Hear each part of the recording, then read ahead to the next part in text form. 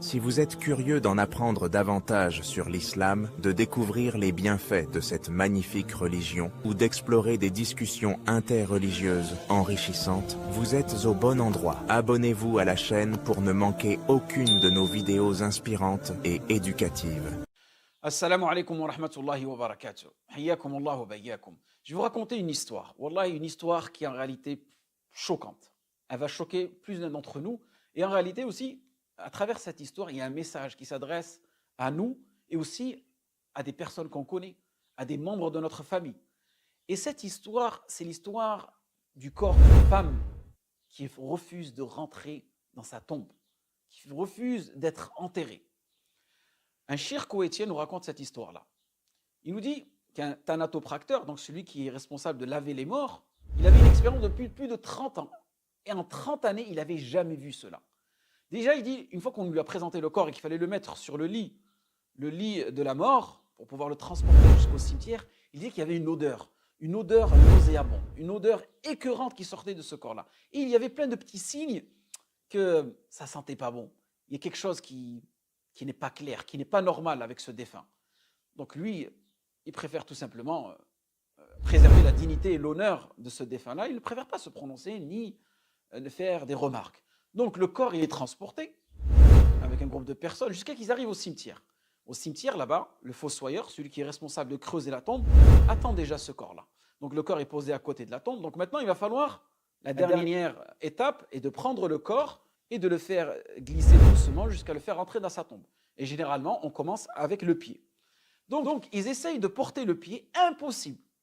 Ils sont un grand nombre de personnes et il est impossible de porter ce corps. Le fossoyeur est là-bas, il ne sait pas quoi faire. Qu'est-ce qu'il va faire? Il va contacter l'un de ses mashayikh. Il appelle le cheikh, allô, ya cheikh, هذا الجسد والله فيه صعوبة ما حد يستطيع أن يحمله. On n'arrive pas à porter ce corps. Et le cheikh, qui avait une plus grande expérience, réfléchit, il dit, wallah, ce mas'ala aussi, j'en ai vu des masaïl spécifiques aux défunts, mais celle-là, jamais entendu parler de celle-ci. Donc il réfléchit, il lui dit, la'alla, lis du Coran, peut-être que ça va lui faciliter, mais il dit, cheikh, on sait très bien que les morts n'entendent pas le Coran et ne peuvent pas en bénéficier. Innaka la tusmi'ul mawta wa la tusmi'us summa ad-du'a. Et il lui dit, je sais, mais qu'est-ce que tu veux que je te dise? Qu'est-ce qu'il y a d'autre à faire? Lis du Coran et on verra. Et tiens-moi au courant plus tard. Donc qu'est-ce qu'il fait? Il dit, je commence à lire un peu de manière aléatoire, des versets par ici, des versets par là, dans Surat Yassine. Il lit du Coran. Il dit, ils arrivent légèrement à porter la jambe. Donc il me dit, je continue à lire. On arrive jusqu'à porter le corps et on veut le faire pénétrer dans la tombe. Il dit, et moi, à ce moment-là, je suis préoccupé, il y a une personne qui m'appelle, j'arrête de lire. Il m'a dit, quand j'arrête de lire, bam, les gens se retrouvent plus ou moins bloqués dans la tombe avec le corps qui leur tombe dessus, impossible à porter. Donc il me dit, je me remets à lire. Donc il se remet à lire et ils arrivent plus ou moins à poser le corps dans la tombe. Et à ce moment-là, il y a les enfants de cette mère-là qui sont autour et qui vont s'occuper de la dernière partie finale de l'enterrement.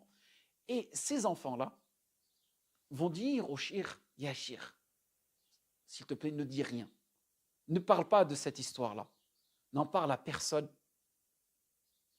et préserve la dignité et l'honneur de ma mère. Et il lui dit, d'accord, il n'y a pas de problème. Il dit, mais tu m'expliqueras pourquoi. Quelle est la raison? Qu'est-ce qui se passe? Qu'est-ce qui se passe avec ce défunt-là? Pourquoi on n'arrive pas à l'enterrer comme tous les autres défunts? Il dit, je t'expliquerai plus tard. Donc ils arrivent une fois à l'enterrer. Il dit, s'il te plaît, est-ce que je peux juste descendre à la tombe, c'est l'un de ses fils, et voir pour une dernière fois le visage de ma mère? Donc il lui permet, il y va, il descend, il regarde le visage de sa mère, il revient. Lorsqu'il sort de la tombe, il dit à cette personne-là, il dit, ya cheikh, cette personne-là n'est pas ma mère. Il dit, c'est pas ma mère, c'est impossible. Il dit, qu'est-ce que tu racontes? Il dit, bien sûr que c'est ta mère.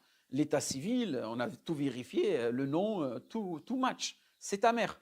Il lui dit, ya cheikh, ce que j'ai vu là-bas, son visage était noirci comme du charbon. Il dit, c'est impossible que ce soit ma mère. Il dit, ça peut être que ta mère, voilà. Donc, qu'est-ce qui se passe? C'est que une fois que tout a été, voilà, ils ont fini l'enterrement, ils ont fini, on va dire, toutes les conditions étaient remplies, ça y est, khalas, cet enfant-là, il part et il ne va pas revenir, il va mettre du temps à revenir. Et avant même qu'il parte, il lui dit, mais explique-moi. Il dit, non, je ne peux pas t'expliquer, wallah, je ne peux pas t'en parler. Donc, qu'est-ce qui se passe? Quelques mois après, il il y a une janaza. D'accord? Il y a une janaza, et ce fils-là, qui avait promis au cheikh d'expliquer la raison pour laquelle sa mère avait refusé de pénétrer sa tombe, est venu durant la janaza. Il va voir le cheikh, il dit: ah, cheikh, est-ce que tu te souviens de moi? Il lui dit: non, pas spécialement. Il dit: tu te souviens, il y a 4-5 mois, le corps qui ne voulait pas rentrer dans la tombe. Il dit: ah, c'est toi. Il dit: ah, mashallah, maintenant, tu as la barbe, tu portes le shimar, tu portes le thawb et tout. Mashallah, tu es sur l'istiqama. Parce que je pense aussi que son fils, peut-être, lui aussi, il n'était pas réellement sur le chemin de la droiture. Donc il va lui dire: hey, en fait, tu m'avais promis que tu allais m'expliquer. Il dit: bien voilà, je viens te dire la réalité. En réalité, cette personne-là, c'était bien ma mère. Et vous savez, l'une des raisons, wallahu alam, pourquoi son corps a refusé de pénétrer la tombe, dit parce qu'elle n'a jamais prié. Elle n'a jamais prié. Et tout cela par fainéantisme. Donc, son corps refusait, wallahu alam, refusait de faire face au tourment de la tombe. Ou bien, la tombe refusait son corps. Et là, on voit, barakallahu fikum, l'importance de la prière. L'importance de la parole du messager, sallallahu alayhi wa sallam, man taraka as-salat faqad kafar. Celui qui ne prie jamais, qui n'a jamais prié, il a certes mécru. Il ne peut pas être musulman. Donc, ça ne sert à rien de le laver comme un musulman, de l'enterrer comme un musulman, de lui faire des du'as comme un musulman, de prier sur lui comme un musulman, si lui-même, il n'a pas prié pour lui. Vous voyez l'importance de la parole prophétique du messager, sallallahu alayhi wa sallam.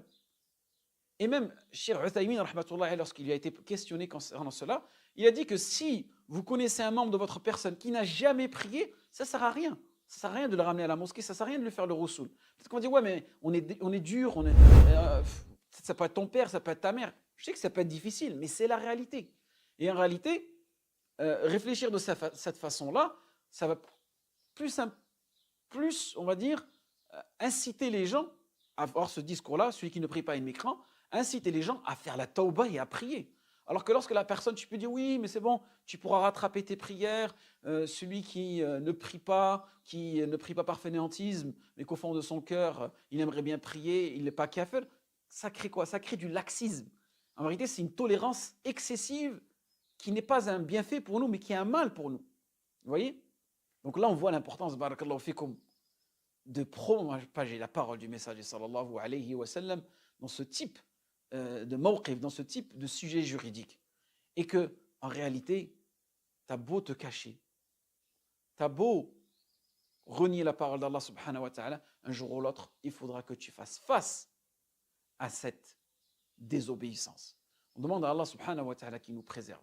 On demande à Allah subhanahu wa ta'ala qu'il nous pardonne et qu'il nous couvre de sa miséricorde et qu'il guide toute personne qui a désobéi à Allah subhanahu wa ta'ala, et que toute personne qui ne prie pas, qu'Allah subhanahu wa ta'ala lui ouvre son cœur à la prière. Donc, barakallahu fikum, n'hésitez pas à partager cette histoire. N'hésitez pas aussi à méditer sur cette histoire, car je sais que nous avons des membres de notre famille, nous avons des voisins, des personnes qui nous sont chères, peut-être ton époux, ton épouse qui ne prie pas. Et on voit ici, barakallahu fikum, que celui qui ne prie pas, il a kafar.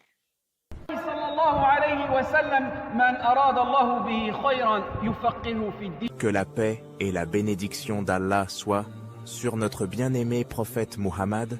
N'hésitez pas de vous abonner, de liker pour ne manquer aucune de nos prochaines vidéos.